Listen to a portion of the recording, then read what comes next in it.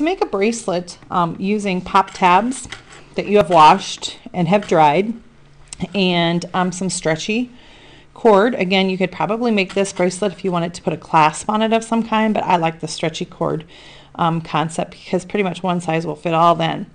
You're going to need about 24 pop tabs, and what I always do is I either bend off if the tab is still remaining where it was connected to the can, or if it doesn't break off, it's okay if it just stays bent under like that.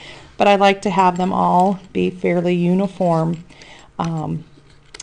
in that they all have the same types of openings. This one's upside down, this one's right side up. You're also going to need about 30 inches of stretchy cord if you're doing the stretchy cord way. So let me measure that out. Okay.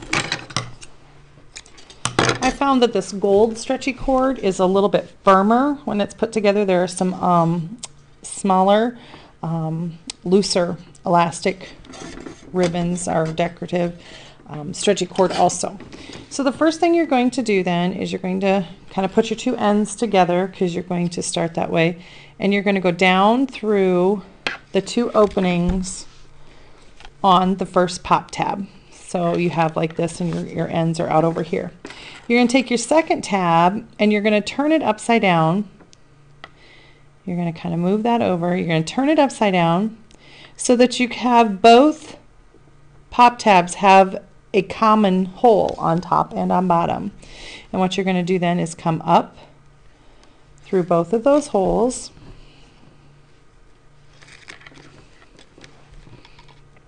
Kind of keep it snug.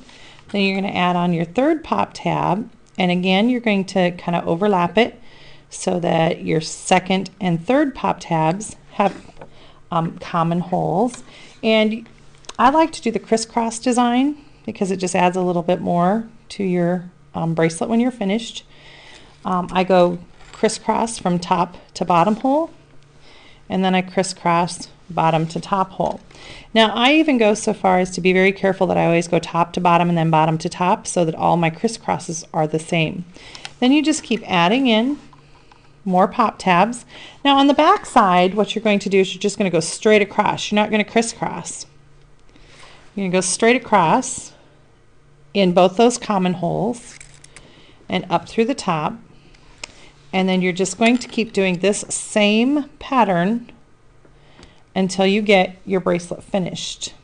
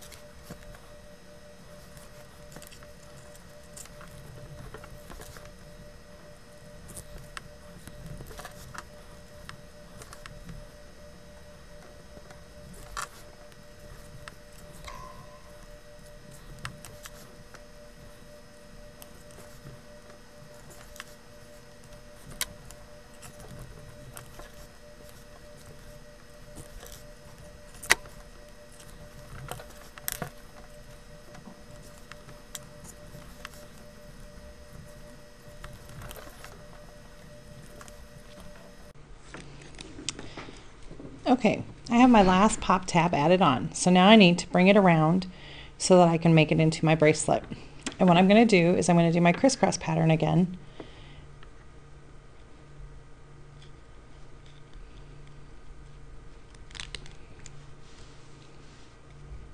And you'll notice that it's going to be just a little bit different because you have that initial piece where you had the single line straight up. But I am going to flip this over, turn it inside out. Now you'll notice that your bracelet's actually reversible. Now you have the crisscrosses on the inside, but you have these single stitches around the outside. Now what I like to do so that it kind of doesn't flop here where I created it is I like to bring my cord up and under that first stitch that I did when I started.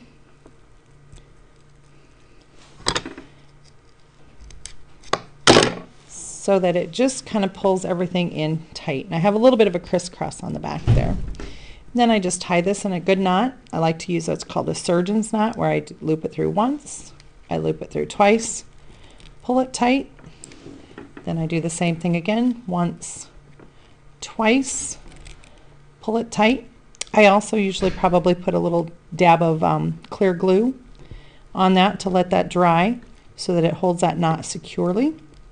And then I just go ahead and trim off my ends, and my bracelet is complete.